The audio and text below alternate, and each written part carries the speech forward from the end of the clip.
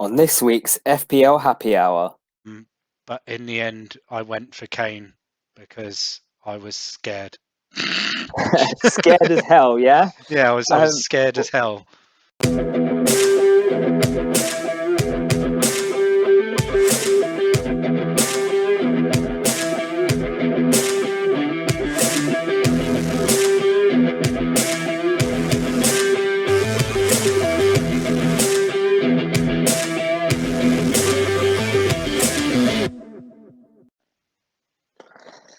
Hello and welcome to the 12th episode of our podcast, FPL Happy Hour.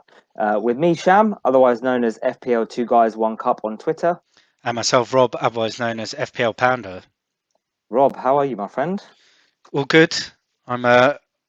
It's Christmas time in Chapman FPL world, so I'm in my Christmas jumper because we're recording just before the kickoffs of game week 20 and that, where I'll be jumping on to a call with some people. So yeah, got my Christmas jumper out, especially for the occasion.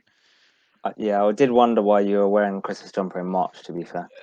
It hasn't been that warm today, so luckily the house isn't baking, and otherwise underneath I'd be like sweating buckets. I think it's quite a warm jumper. Yeah, fair enough. Well, on this week's episode, we haven't got too much to talk over because it is in the international break, so we're conscious that a lot of teams are playing, a lot of players are playing 2 to 3 games, so there could be injuries, etc. New lease of form. So I think going into too much detail on players is, I think, a bit too early. So we'll cover that off in the next couple of weeks. Next week. And we'll probably do 2 pods next week, most likely a record and a live. So what we thought we'd do for you today is keep it short and sweet. And there's a big fixture swing coming up in game week 31, and we've spoken about that over the last couple of weeks. So we thought we'll go through what does this fixture swing look like, what teams do have a fixture swing, good and bad, and a few players that we are potentially looking at from them, and that's pretty much it. We will obviously do a game week review of last week, and that's it really. And then next week we'll go into more detail with kind of wildcard drafts, players for next weekend, and specific player stats from the teams that we're looking at. Does that sound good to you, Rob? Yep, sounds good to me. What should we look at last week then? How we got on? So I was left with this dilemma that I had through most of Friday, where I really wanted to take a gamble on either Veltman or Rafinha, to gamble on the captaincy. I knew that I was going to be bringing them in. It was just really, really wanting to captain one of them because I felt like with Veltman, I thought like his floor was probably about 6 points. Rafinha's ceiling could be like anywhere from 2 points to like 20 potentially, with the way that Leeds play and the way that he makes chances. But in the end, I went for Kane because I was scared. Scared as hell, yeah? Yeah, I was scared as hell. Well, let's stop there for a second, Rob, because the amazing and talented FPL Pig, whose handle is pig_FPL, created a song just about this game week. And we'll talk more about him after, but I've had permission from him to play it. So let's play the song that he created, because I think it pretty much sums up your game week in a nutshell. Michael Antonio should have scored at least 2. Trossard and Lingard, they were on the score sheet too. If you captain any one of these players, your arrow is green. But most of us, we went for Harry. Why didn't we see? Because we're scared as hell. Because we're scared.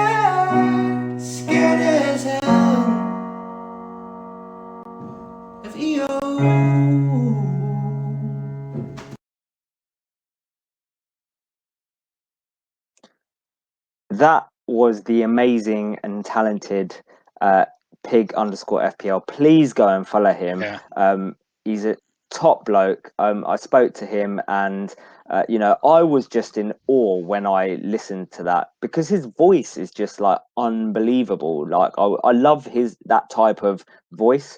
And he's said in another video that he did afterwards that he's going to be doing a song every week. And I think this is just the content that I guess the community would love, because it's like, it's new, it's original, it's cool, like it's a great voice. So yeah, please go and follow him. And I think it just encapsulates everything about the game week, because essentially you were scared as hell like, of Kane and his EO. Like it just encapsulates everything.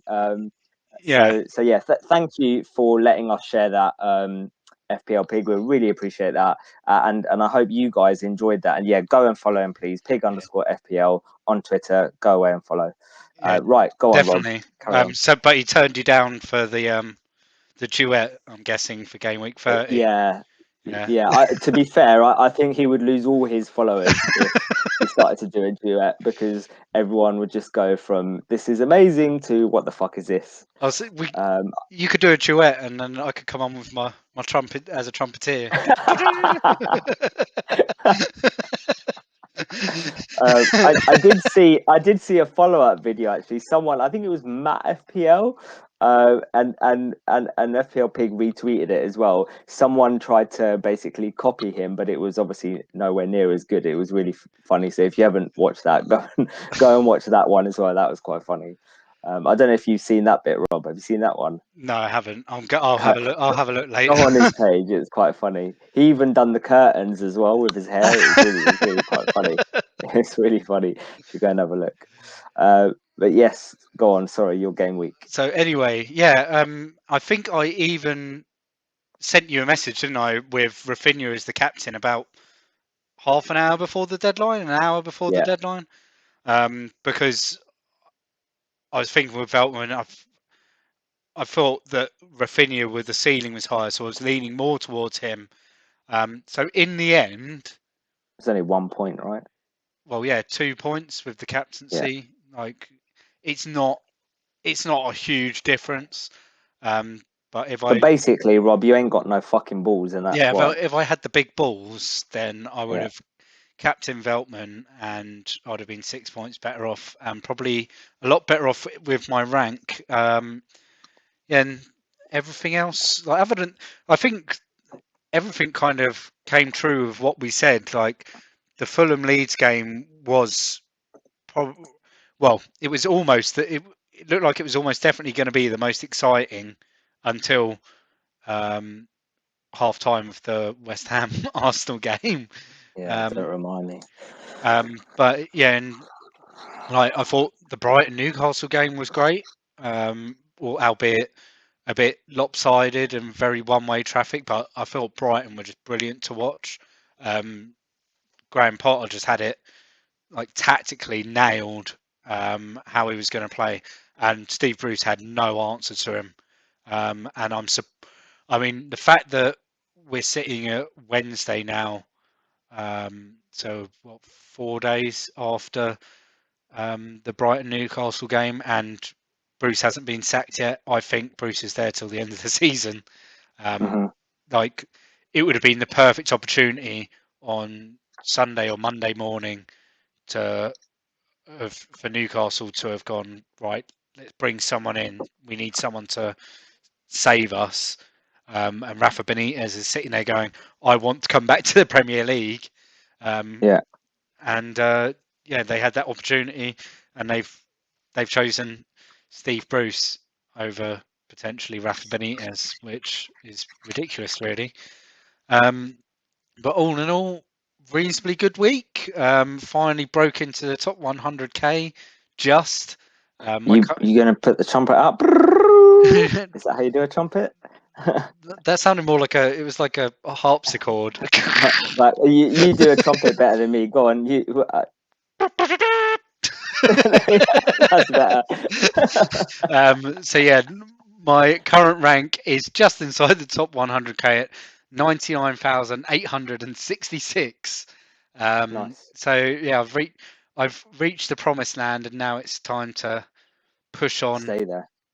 Well, I'm personally, I want to push on into top 50k now. I think it's within 20 points, 25 points, so it's there.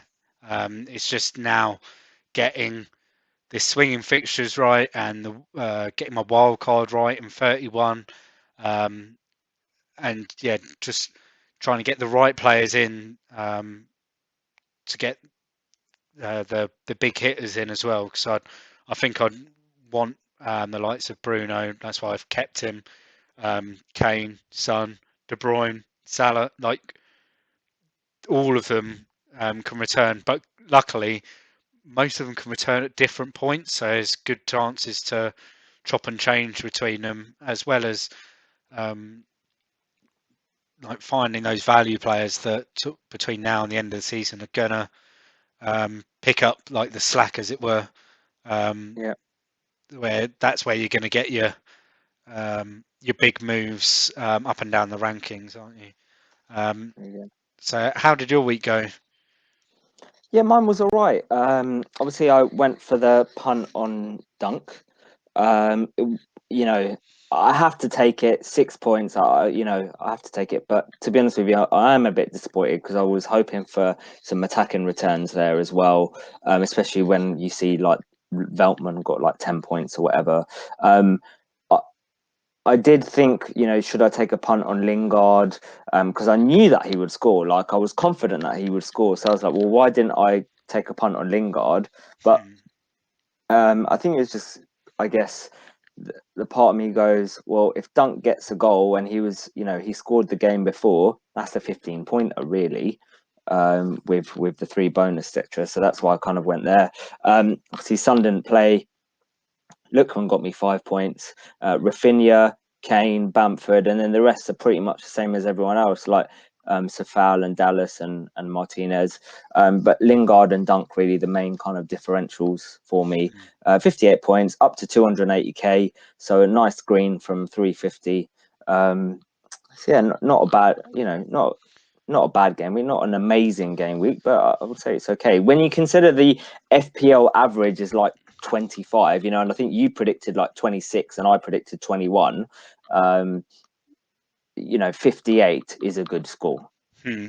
I think, yeah, when normal weeks, I think it just showed the week just gone, the difference between the engaged players, Yeah, so the definitely. players that plan and everything, and there's obviously a lot more engaged players than um, there were before.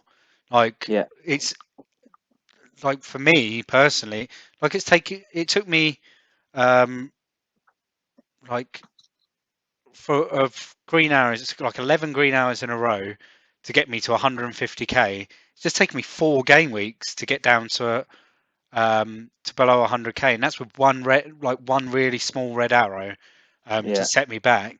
It's like I reckon there's probably around 200,000 to 300,000 fully engaged players, yeah, like planning um, with chip strategies and everything, which is crazy when like 3 or 4 years ago it was quite easy to get yourself into that top 100k and stay there, and yeah, now it's seeming like really hard to get in and break into um, that like even 200k, um, and yeah, the difference in the averages between the top 1k and the overall, like I think, yeah, so you said the overall average was 25. I think the top 100k, top 1k, the average was something like 45 or 50.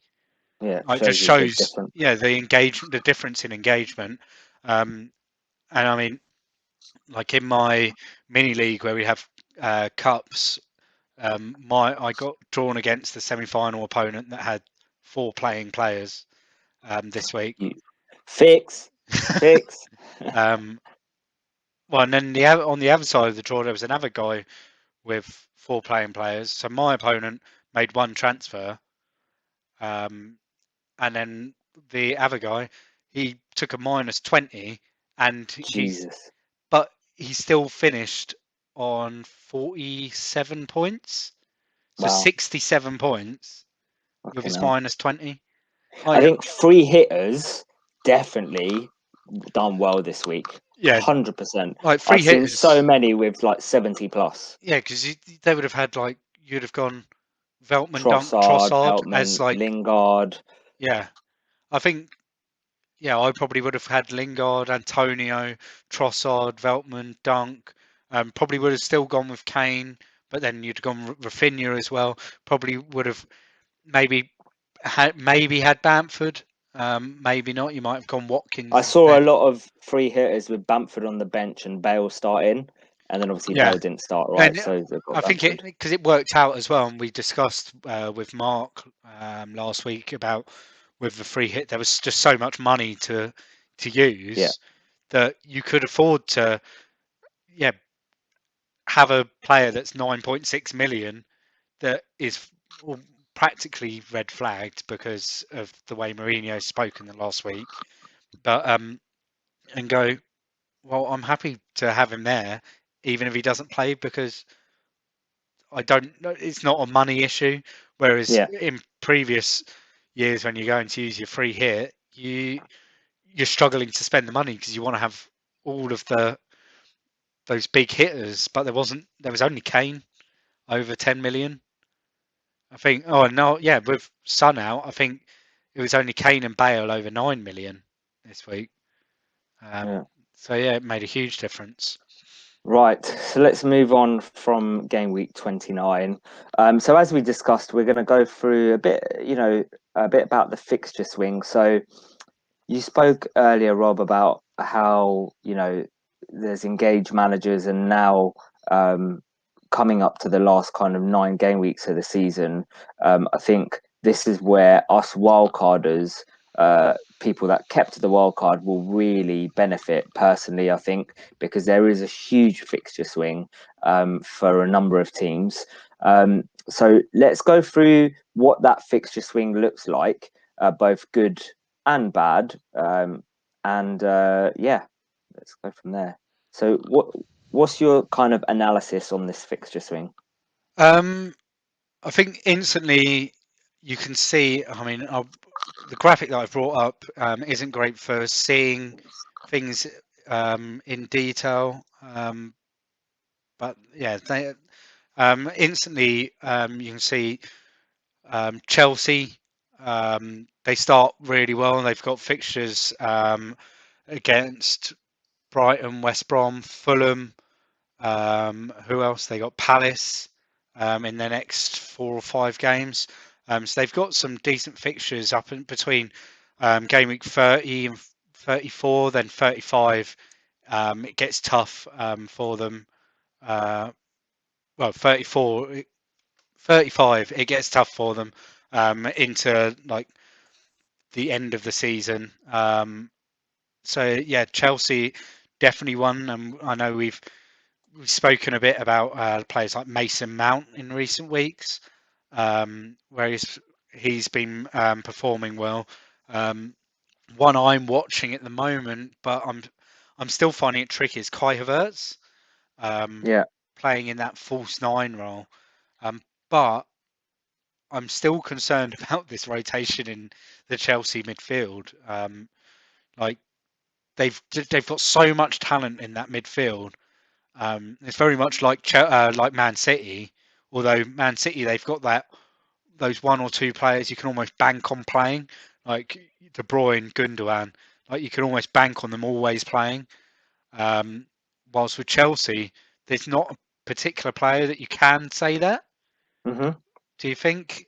Like No, I agree. I agree. because they've got I was thinking to be safe and go triple Chelsea defence, and at least I'm hoping at least 2 out of the 3, including one of which being Mendy, and hoping that one of the other 2 plays, and just kind of do that. But yeah, and even in the defence, I mean, Yeah. I know that it's been discussed a lot. Their next fixture against West Brom, so a week on Saturday. So West Brom one of the worst sides for giving chances away at set pieces. And I think, Really? who did we speak about? When was it? Oh, it was. I think it was when West Ham played West Brom a couple of months ago, and we were speaking about Souček. But that statistic hasn't really changed, and so one person that I've got in mind, particularly for game week 30, is Marcus Alonso, because he's either taking the set pieces or he's a threat from the set pieces. Like if it's a Yeah. corner, he's in there because the guy's bloody 6'4" as a fullback. So yeah, he's someone that I'm looking at. He seems to have shifted Chilwell permanently to the bench at the moment because he's been putting in some good performances. But yeah, move into those 4 or 5 games. I'm going to at least double up on Chelsea defence. Not sure I'd go all the way and get Mendy as well because I'd I'd prefer to maybe just either stick with Martinez or look for some value elsewhere. Um, as for my goalkeeper, because I'm just still not fully confident on that towards the end of the season in those last 4 or 5 fixtures, where I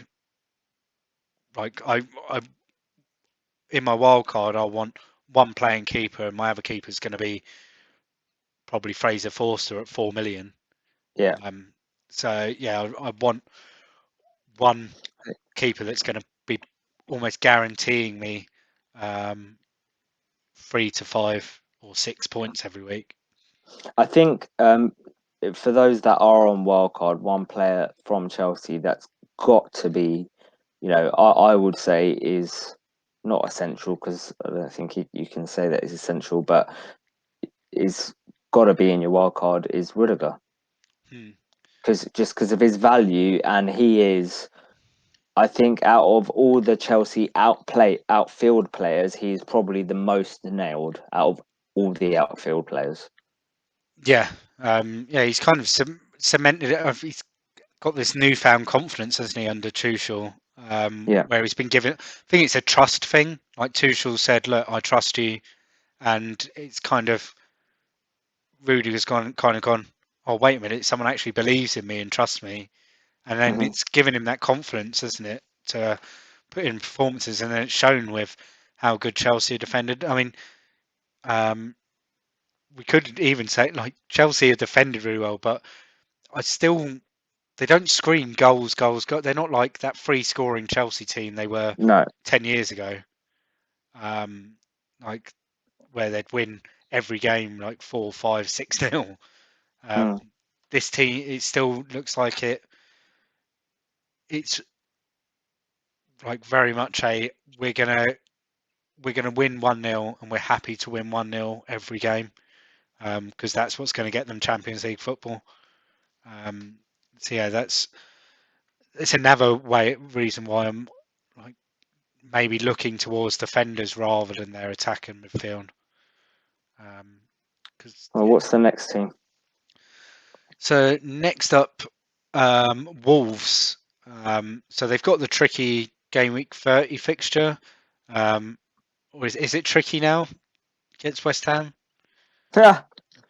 After letting you 3-0 lead slip. But then they've got Fulham away. Could be a tricky fixture. But then Sheffield United at home, Burnley at home, West Brom away, Brighton at home. So some reasonable fixtures coming up. And they've looked a bit better. Jimenez, there's talk he might be back before the end of the season. That could improve them. But from midfield, I think they've probably got one of the most creative midfields in the league. I agree. Like in players like Neto. I mean, Neto, he's been absolutely brilliant, especially in the last sort of 7 weeks. And because of the last sort of 3 or 4 game weeks where it's been kind of working your way into game week 29, and the fact Wolves didn't play, we had to kind of avoid it. But now we can go right. Neto, he's well worth his price tag. What's he now? He's 6.5, or something like that. Yeah, something like that. I don't know exactly. So yeah, he's someone I'm looking at, set pieces, and makes those overlapping runs ahead of the striker. Like Fabio Silva does, like he needs all the help he can get up there because he wasn't ready at all. I think one for me, and we'll go through the stats in the next week. But I really like Neves. Well, I was going to say Um, Neves as well. Like Neto and Neves, between the two of them, they're just so creative. I actually, I think I prefer Neves over Neto. You know, Hmm. I think because Neves is on free kicks, isn't he, or is it Matinho? It's a mix between the two. I Okay, think it depends but where it he's is. definitely on pens, right? Yeah. Yeah, it's definitely on pens. Yeah, I think I prefer Neves more than him. Traditionally, he's a defensive midfielder, but he's been getting in the box a lot more recently. Hmm. And we'll go, next week we'll kind of go through those stats, and it will kind of paint a picture as to who is better out of them. I think I'm also looking at Cody as well. Yeah, Over he's that, someone I've sort of noticed, especially in it was the Villa game, wasn't it, a couple of game weeks ago, when he yeah, had two of the biggest chances of the game. he hasn't traditionally been a goal threat in previous years. I think his um, goal threat has like been very minimal, but recently he's been going up for headers, like corners and headers, and he's been a lot more, much more of a goal threat. Whereas in the past, it's kind of been willy bolly. Yeah, I think Cody for me is definitely an option as well. I think it was James on Planet FPL at the beginning of the season. It might have been in their um, correspondence uh, before the start of the season, and they talked about Cody and how he he just doesn't have any attacking threat at all. And like his threat rating on the FPL site is like one of the lowest for any defender. And like then I think a week or two after that, he scored for England. And then since then, yeah, like he's been kind of. It's almost like Nuno's gone. Wait a minute, you're quite lethal in the air. Why don't I get you up Yeah, there? And yeah. it's not just in the air either. He's just around, and so when the ball goes loose, he's just there. Yeah, he's. I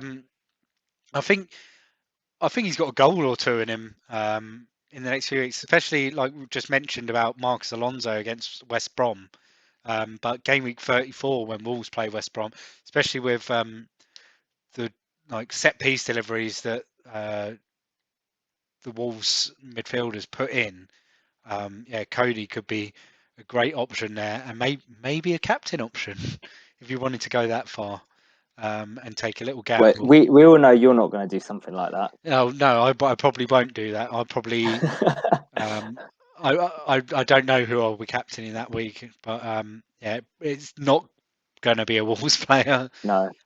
Well, considering I think City play Palace that week, so think it might be a De Bruyne captaincy week. Um, but yeah, so yeah, Wolves another one. Um, over the next few weeks, um, yeah, just look like yeah, it could be someone like especially with their cheaper assets. Yeah, be able to get that bit of value in to make room for the big guns that you're going to need a bit of money for over the next like from 31 through to 35 or 36. Hmm. So yeah, next up Leicester, who have been really impressive in the last couple of weeks. Like we won't talk much about Sunday, but they United were awful, but Leicester fully deserved their 3-0, 3-1 victory.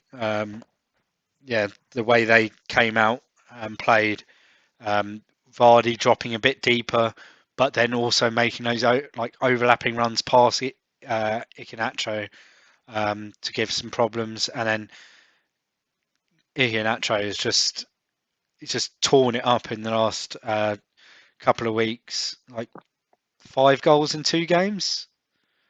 Yeah, 2 in the cup and a hat trick last week as well. So, Well, we called it, didn't we? yeah, Well, I called it.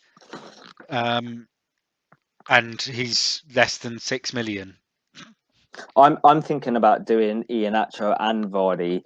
Iheanacho is a definite for me, like 100%. He'll be in my wild card, but I'm not sure about Vardy because he doesn't seem, he got a couple of assists, but for that 32 to 35, those fixtures are just beautiful. Like I really want to target them for that. So the West Brom, Palace, Southampton, Newcastle.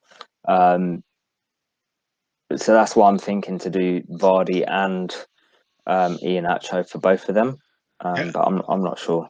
I mean, with Leicester, like with no Barnes and no Maddison, like Barnes is probably going to be like end of season. Maddison might be back for that run-in, but by the time you get to that point, they'll be past the point where you'd want to bring him in. So I'm thinking the same, that like you can't see any goals coming from anywhere else. Like Perez might pop up with one, Tielemans might pop up with one, but you think the majority of the goals are going to come from the 2 front men, really, and like Iheanacho's at that price where like you don't like you can then have Vardy and be able to squeeze in Kane as well, if you wanted to in certain weeks, because Vardy's at that 10 million mark, but you've got that extra 2 or 3 million, which you wouldn't normally have if you were going with like where Antonio is, like where Bamford is, Calvert-Lewin is. You're actually going with potentially a better option for well, for the next five or 6 game weeks than any of them for a cheaper price. So much value, so much. What about Leicester defensive players? Maybe Siyunchu because of his set piece threat. I'm still not convinced of. He hasn't looked great in the last couple of weeks. Didn't look good. Like Leicester were really good on Sunday. Like Pereira wasn't. I like barely noticed him. Castan maybe as well. But yeah, Siyunchu might be the one, or I might look at Schmeichel. Because I think even those last 3 games against United, Chelsea, Spurs, I think they're not gonna get thrashed by any of those 3. Like they're not gonna concede 2, 3, 4 goals, and he's gonna pick up save points and BPS maybe. So I might go Schmeichel. I think I kind of want to target Leicester defensively, but yeah, it's finding the right value in there. Siyunchu is probably the best value. I think it was like this time, well, towards the end of last season, he was brilliant. Like from on set pieces, he was like, I think he was scoring a goal every like 4 games or something like that. So if he can pick up 2 goals in that 5 game week period, then it's happy days, really, isn't it? Indeed. Right. Next team. And next up is I think we can call them the ex-champions now, can't we? Liverpool, who have looked Shit. they've looked shit, but you can see that there's a small change in the tide with their impressive performances in Europe. Like, that's the thing, they've performed really well in Europe still, but they've been horrendous in the league. But the tide is turning, and with this international break, they're going to be almost at full fitness by the time we hit game week 30. Henderson is in the England squad. He's fit. So you can see him slotting back into that midfield because you've got Matip, who's fit. Gomez is back in training. Probably won't be there for game week 30, but in the next couple of weeks after that, he could be back into the lineup. Obviously, no sign of Van Dijk still. Trent left out of the England squad, but I think it might be good for him to have like a couple of weeks to kind of just reassess, because he hasn't been to the standards we know from him. But he performed well last week. Did he get an assist? Clean sheet, assist, bonus points. He got a 9-pointer, didn't he? I think he just got bonus points. Didn't he? So yeah, you really like. It would be good if, I mean, I'm saying this as a United fan. It'd be good if they can start doing well, because it will ask questions of the template that's formed, and then there will be another template that comes around with the wild cards going out. Jota's a must, though, right? I mean, Jota is he's the most nailed on player, I think, in 99.9% of the wild cards out there. Yeah. Because the value is so good value. Yeah. He'll be playing in that Liverpool front three.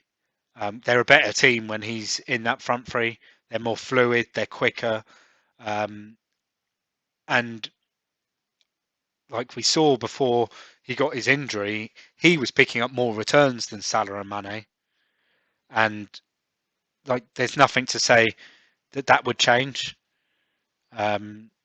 So yeah, all day, and he's a great captain option in a few weeks. Like game week 33 against Newcastle, it's potential there if you wanted to go against the it'll probably be Iheanacho or Vardy that week. A lot of people will be captaining, but that week you could easily captain Jota, because Salah will be up there in the captaincy as well, and come away with a huge haul, especially the way Newcastle were playing.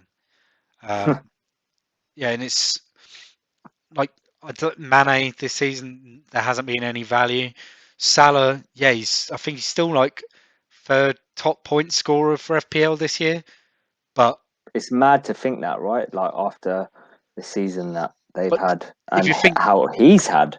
but then 22 or 23 of those points are against Palace. Like, in one game, he scored 20 points. So you've got to kind of remember that as well. Like, if there wasn't that second half against Palace where he scored his hat trick and got an assist as well, then yeah, he'd be well behind the likes of Bruno, and don't even know who's second now, probably De Bruyne. So yeah, I'd rather have the money, the Salah money, to be spent on having Vardy, having Kane, having Kevin De Bruyne, Bruno. Like, there's been a lot of discussion with Bruno, like whether it is worth bringing him back in on the wild card, or selling him. Still, this discussion of selling him, when I think he's already had to prove people wrong once to say that he is fixture proof. And I think like just United with Pogba back in the team, I think Bruno's still going to be a great option, especially in like game week 30, 32, 33. There's a lot of points to be had there. And then yeah, they've got Brighton, Burnley, Leeds. Like last time they played Leeds, it was like it could have been 7-all. It was that much of an open game. But like the way Leeds play, it just buys into the way United want teams to come at them. And then, so if you've got a fully fit United team, like Bruno's going to haul that week, which is that yeah, it's that same week 33. It's just going to be a problem for everyone with captaincy. But yeah, All so right, let's move on to the next team.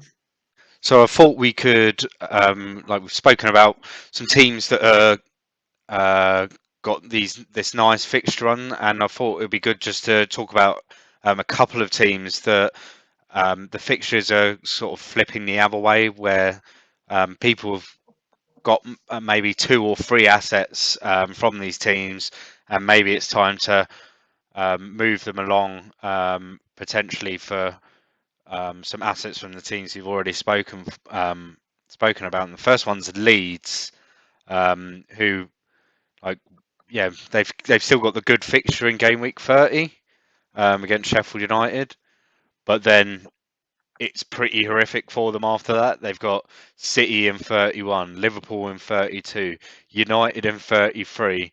Um, yeah, then they've got Brighton, which I think that'll be a good game. The way that Leeds play and the way that Brighton play, it'll be a good game. But again, um, it's not one that like people like Stuart Dallas. You're just not going to want him, are you?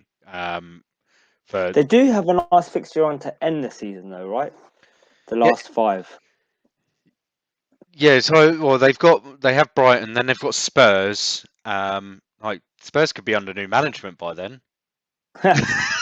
Like, I'm being serious as well. Like if like 33 go, if we go to 33 and Mourinho doesn't win the League Cup and it looks like they're not going to make the Champions League, he could probably just go. Like Yeah, maybe, yeah.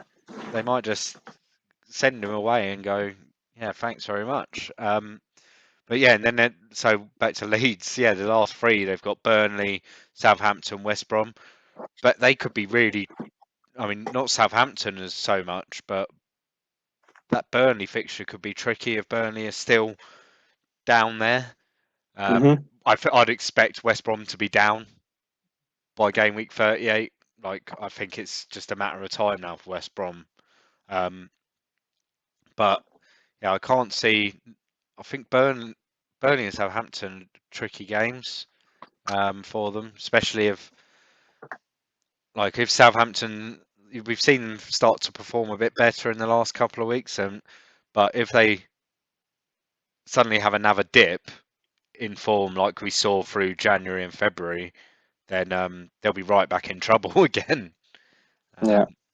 So yeah, yeah, with Leeds like Bamford, like we've spoken about Icky and Nacho, Ian Nacho. Ian Nacho. We've spoken about him. Maybe Bamford to him is a nice move, frees up like 1.5 million. So that would be good. Dallas, it's probably I'd more. probably still keep Rafinha on the wild card, to be honest with you. Yeah, like Rafinha, he's one of those because he takes the set pieces and stuff like that. So against the bigger clubs, if they're gonna get a goal, like we've seen how He's like United poor against set pieces, Liverpool poor against set pieces. City can be suspect on set pieces, so you'd think like Leeds' best chance of scoring against in any of those 3 games is from a set piece. So who's going to be getting the assists? yeah. Yeah, so yeah, Rafinha is probably the one that I would keep because he's at a nice price as well that you don't mind benching him. Like you get him. and someone else in that price bracket just to rotate with, then you can always bench him in some weeks that you really don't fancy it. But yeah, he can always return. Which other team then has a swing in fixtures? So you're probably you're not gonna like it, but because I know that you'd spoken about West Ham's running and were quite confident of it, but I think on average, like I'll bring up my like 3 game week averages. So from 31 to through to like 34, 35, it's a bit trickier. So it's probably a good time you could probably come off West Ham for on You'd your want to wild. get on them for the last five though. But So yeah, and if you're getting a wild card, if you're doing a wild card, do you want to, the last five fixtures are really good.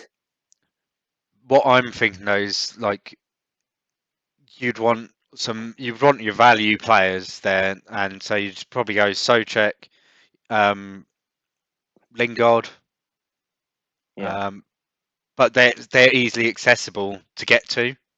yeah, Um, yeah.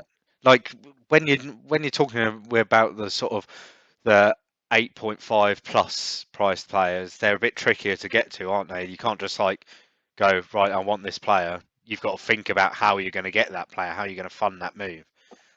But West Ham assets, you could generally, from most players, get to one of the assets that you want, whether it The be. thing is, even that Leicester game, I can see us scoring. Hmm, Like I can see that being quite a high scoring game, to be honest with you. Um, so it's only really so we got Leicester 31, Newcastle 32, that's a good fixture. Chelsea. Chelsea's a Yeah, bad fixture. Chelsea's a bad fixture. Burnley is a good fixture, and then Everton, Everton you is an don't know. okay fixture. Yeah, yeah. Yeah. And then Brighton, West Brom, Southampton. I personally don't think that's a bad fixture on. Hmm, Everton is, all the other sides in the last five fixtures are in the bottom half other than Everton. yeah.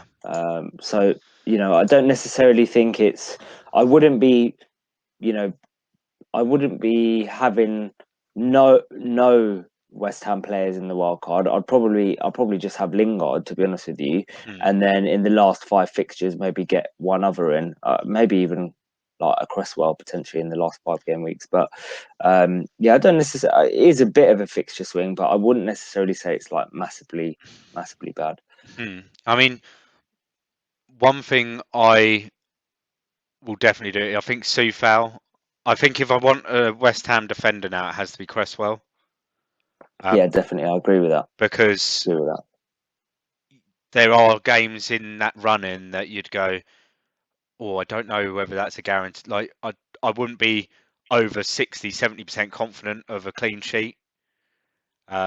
There's probably only Newcastle and West Brom where you'd be, and maybe Burnley where you'd be confident of clean sheets in those 3 games, but the rest of them you Yeah, probably wouldn't.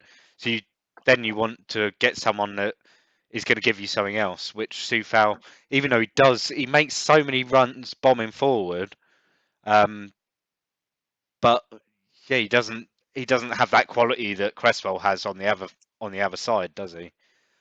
Plus but Cresswell's got the added set pieces that he takes. another team that people have probably got quite a few players in is Villa, and they've got a really bad end to the season. In 34 they've got Everton, United in 35, Palace in 36, Tottenham in 37, Chelsea in 38, and then obviously they've got Everton and City as well to go in somewhere. I think one of them will be in 32, but they've got a really bad fixture on, and it's making me think to get rid of Martinez on wildcard as well. Yeah, it could be a good time to, especially if you've had Martinez since like the beginning of the season, or so, where you've got that bit of value in him. Might be a good time to cash in that value on the wild card, um, Yeah, because you can. upgrade him to someone that you think's going to get more clean sheets, like we've spoken about Schmeichel, Mendy, that potentially you're going to get more clean sheets in here between now and the end of the season. Yeah, with Villa, I could probably see them keep one clean sheet between now and the end of the season. Like, Wouldn't surprise me. yeah, with the running they've got and the way that they've defended recently. Like, yeah, they've missed Grealish. Like he's their talisman. Everything goes through him. Every time they get the ball, it goes to Grealish. But you can't rely on him defensively. He's not he's not their biggest defender, is he? No. He's their outlet maybe. And like the amount of save points Martinez has got, that's got to put alarm bells, isn't it? Like, yeah, he's like, you're gonna, like, it was always going to be a point where, yeah, he's not going to keep getting clean sheets, getting these 10-point hauls every week. Because at one point it looked like it was happening every week. I think there was two or 3 weeks in a row where he got like Definitely. between 8 and 10 points. And yeah, so it might be the time where you can move on to someone like Mendy that you might not get the clean sheet you might not get the save points, but you're banking the clean sheet points, which is still going to be more than Martinez. I think Martinez's ceiling is going to go from that sort of 8 to 10 point range to 3 to 5 points. No, agreed. Where he's going to not get the clean sheets, but he will pick up like 1 or 2 save points with the odd bit of with the odd bonus here and there, as long as he doesn't let in loads. And any other teams, or I think that's pretty much it, isn't it?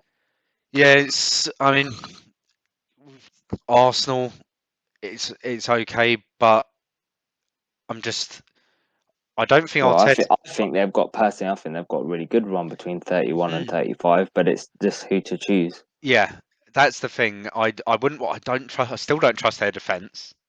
Yeah, So you're not going to go with a defender. Although was it Callum Chambers the other day was brilliant. He was the man of the match, wasn't he? he played really well. And yeah, if he can stick in there, then yeah, he's another fullback that's cheap, that could be worth a shout if he plays defensively. But yeah, I'd want one of their attacking players. But Lacazette doesn't start every game when he should be. Aubameyang just has not been the right player this season. Like It's too much. It's too much. Yeah, the drop, like he's just fallen off a cliff in his performance. It was like the most. Who is it? I think it was Gary Neville on the game the other day when I think it was the equalising goal. Did they equalise just after he came off? Yeah, He was like walking around the back of the goal mouth when the ball went in, and he's there obviously celebrating him with all. And Gary Neville went, "That's the most involved he's been all afternoon." yeah. I remember hearing that.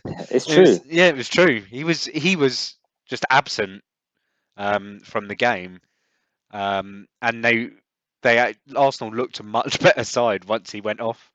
Yeah, It'll be interesting. Yeah, now with like Saka should be back after the international break, and they'll have Ødegaard. They've got Smith Rowe, who've all performed really well this season. Why, like Ødegaard? Well, Ødegaard's only been there 6 weeks, 2 months, but he's come in and performed well. Why should they miss out for Aubameyang? The same yeah. with Agreed. Lacazette. Why should he miss out for Aubameyang when he's been performing? He's been getting the chances and putting them away. But yeah, I still think Arteta's going to just rotate it. Because I don't think he knows what his best combination up top is, or he's scared of dropping the players that he should be dropping. Hmm. Because there's no way that he should have started Aubameyang. the other day because of the performances from other players the week before against Spurs. Maybe Aubameyang only started because of the Saka injury. Maybe. Yeah. So yeah, Well, it's tricky with Arsenal. Maybe just Saka because of the value. Because I think he's the one that's really nailed in that yeah. right wing spot. Okay. Well, I think that's pretty much it on fixtures, right, Rob? Yeah, it's still a lot up in the air with how the fixture schedule is going to be. Obviously, we don't know whether 36 or game week 37 could get moved, which can cause blanks or doubles in 35. We know that 32, 32 has been announced by Fantasy Premier League as a blank game week for the FA Cup semi-finalists, but they've like blanked out the fixtures, but we're like 99% sure that those fixtures are just going to slot into the midweek and end up in the same week 32. So I haven't moved them out of that game week for the people on YouTube that are seeing the fixture list there. One pod to probably summarise it all up is probably Planet FPL this week. I think James did a great job, and I'm not going to sit here and repeat what he said. Because he made it sound a lot easier to understand than what I could. We'll know the TV schedule hopefully by the end of this week. So hopefully next week, end of next week. So by the deadline, we should know the TV schedule for April, which then will give us a good idea of whether there's going to be any further blanks or there's still a couple of fixtures that do need to be rearranged. Like Everton have got their double that they need arranging. Spurs have got their one. So yeah, we'll have to see where those are going to slot in, whether they slot in somewhere in April or whether they get held back for, I think it's game week 35, 36 or 37.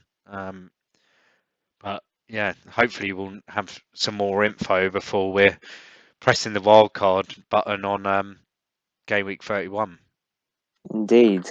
Well, as we said at the beginning of the show, because it is international break, there isn't too much to discuss at the moment. Mainly because whilst we have teams that we know that we want to target, we don't know what the international break is going to hold for us in terms of injury news, etc., etc. So don't want to go too much into the players, just because we don't really know what the state of play will be afterwards. But we will cover that next week. So I think the bulk of next week and the week after will be who do we target for the next few weeks from the teams that we've discussed, and then specifically talking about our initial wildcard drafts, etc. So yeah, that is pretty much it for tonight. Rob, is there anything else that you want to talk about before we go? Nope. Or maybe we can just quickly mention we have been putting out tweets. We're looking for some people to give us a hand with some podcasts leading into Euro 2020 and the official UEFA fantasy game for Euro 2020. So yeah, keep an eye on our Twitter. We're trying to update the list of countries we're looking from people from. I think at the moment we've got England, Belgium, Holland, Denmark, Scotland all covered. But we're obviously looking for people from Macedonia and Slovenia. And although, yeah, I'm shocked we haven't had like Germany, France, Italy all done yet.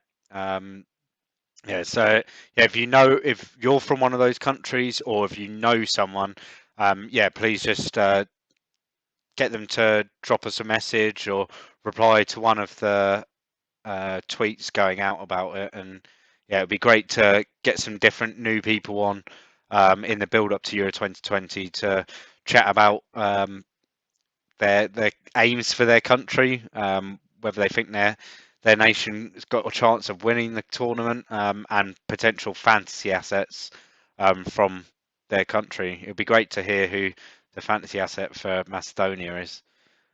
Because it'll be like it'll probably be the best value pick. It'll probably be the keeper, to be honest, though. Yeah. Although, right, if San Marino, right, were in the Euros, yeah, no, they're never going to qualify. But let's say they were, would you consider getting their keeper? Do you know how many saves he made today? He made so England had 14 shots on target and only scored 4 goals. So that means he made 10 saves. And that must happen every single game. It's 3 save points. 3 save points, right, probably a couple of bonus. right, but then the goals that they concede, the amount of goals they concede, obviously you get minus points then, right? Like in terms of based on how many goals you concede. So it'd be like weighing up, is it worth having the San Marino keeper based on the amount of saves that he would have? Well, today he would have got 3 save points but lost 2 points. Yeah. That's kind of ruined the illusion now that we're recording this all at once. We've done half the pod on one evening, half on the other evening. Yeah. But yeah, that'd be crazy, wouldn't it? Yeah, maybe to have a look at. We'll have a look at the Macedonia keeper in that podcast. Let's see. Right. Okay, guys. Well, thanks for tuning in. We really appreciate any feedback that you can give, and that is important to us. So please just let us know how we can get better. If there's anything else that you'd like to see us do, you can find us on Twitter, FPL_happy hour. We're also on a number of podcasts, including Spotify, Google Podcasts, and our YouTube channel is FPL Happy Hour. Please like, subscribe, and share. And all your retweets on Twitter are really appreciated. So until next week, we will speak to you then. Take care. Cheers, guys. See you later.